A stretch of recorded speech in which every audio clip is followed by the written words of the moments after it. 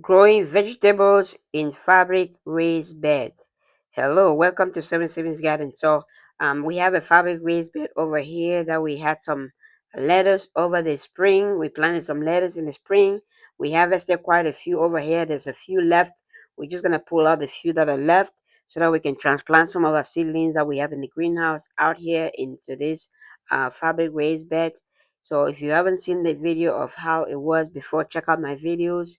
Various videos on garden videos. You will see the fabric raised bed when we had all the lettuce and other stuff in it. So I'll see if I can put the link to those in the description below. So I'm just pulling out all the all the lettuce that we have on the raised bed right now and all the weeds. And then we're gonna try to revitalize the bed before we transplant seedlings into it. So this is fabric raised bed. If you're thinking about getting a fabric raised bed or starting a garden or getting a small garden going either on your balcony or in the backyard or somewhere very tiny space, this is a great option for you to use.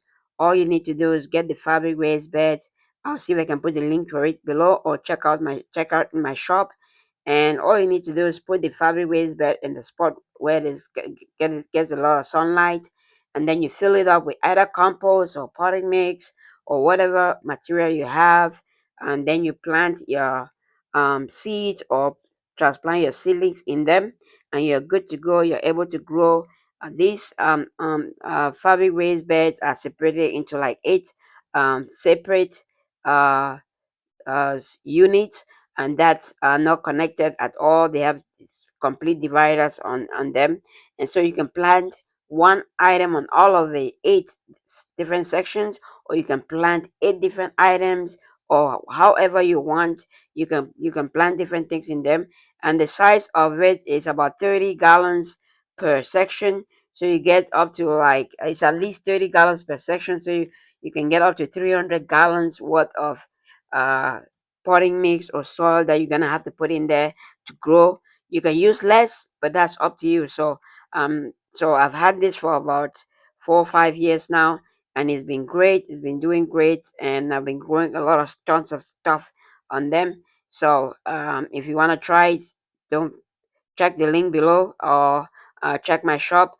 and you might be able to get it in my shop. So we're gonna continue doing this. So what I'm doing right now is just tilling the soil, just softening the soil a little bit before we transplant in there, so that the roots have an easier way of getting down.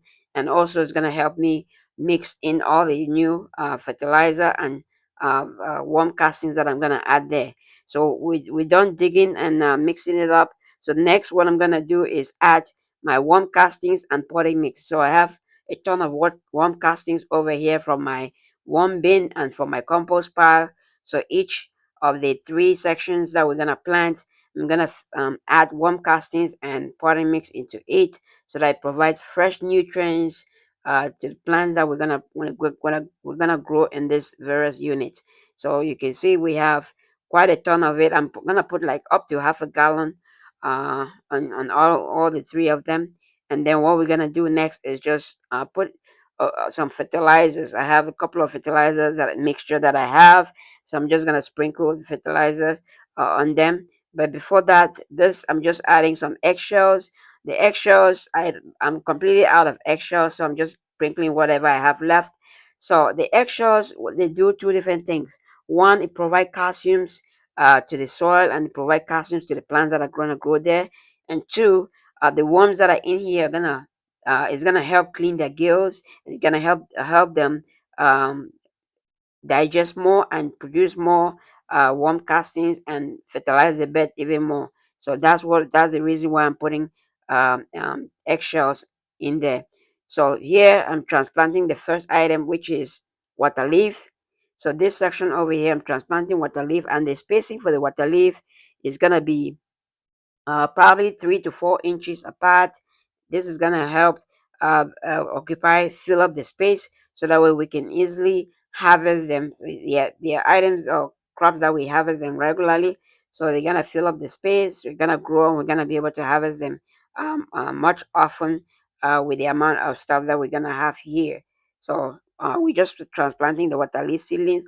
Water leaves has so many different names. Some people call it African spinach, Lagos spinach, Philippine spinach, and so many other, like 20 other names. So I'll see if I can put the names below in the description, and let me know in your comments below what other names you guys have for water leaf.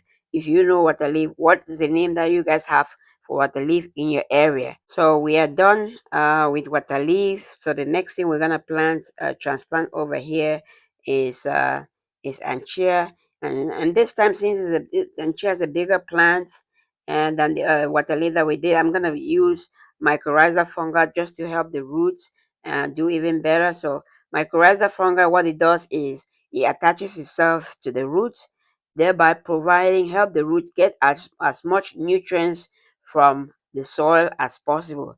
So if you have mycorrhiza, it helps the plant in general, and at the end of the day, you get healthier plants which are more disease resistant and better heal. So if you haven't tried mycorrhiza, try mycorrhiza.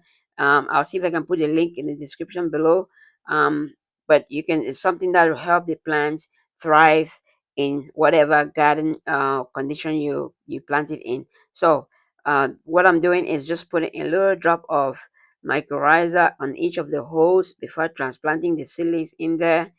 And I already made, like if you've seen before, I already made all the holes. So what I'm just doing right now is just putting the seedlings into the hole and then just closing it up. That way, it gets the roots get in contact with the mycorrhiza, and then it's gonna help the plants thrive. So next, we're gonna just once we're done transplanting all of them, then we're gonna water, but that will be later on. So let me know in the comments below. What do you think about the fabric raised bed that we're using?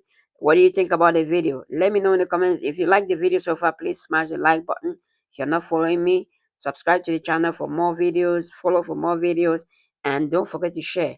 If you like the content, somebody else you know might like the content, share the content, share the video. Thank you guys so much. So now we're gonna go to the third section, or the third container section over here that we're gonna transplant. And here we're transplanting sweet bitter leaf. Sweet bitter leaf is a tropical plant also that has some medicinal value. We use it mostly for soups and doles, but you can use it for teas, and you can also use it for smoothies. But we use it mostly for soups. So I'm doing the same thing. I made some holes, and I'm putting mycorrhiza fungi in each of the holes to help the plant thrive. And once I'm done doing that, right now we're gonna transplant some of these seedlings that we have into the various holes.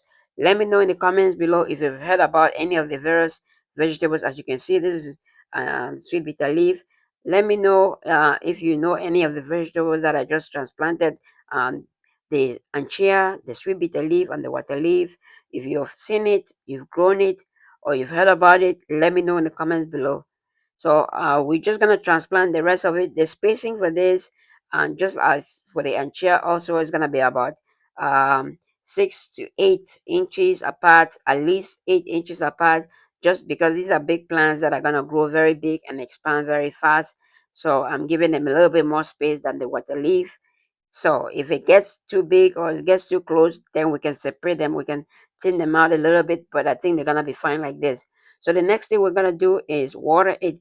Even though I watered the bed at the beginning of uh, before transplanting, I also like to water it again, just like if there's any spaces or if there are any areas that are not really soaked and not really, the plants are gonna be soaked, and they're gonna reduce transplant shock.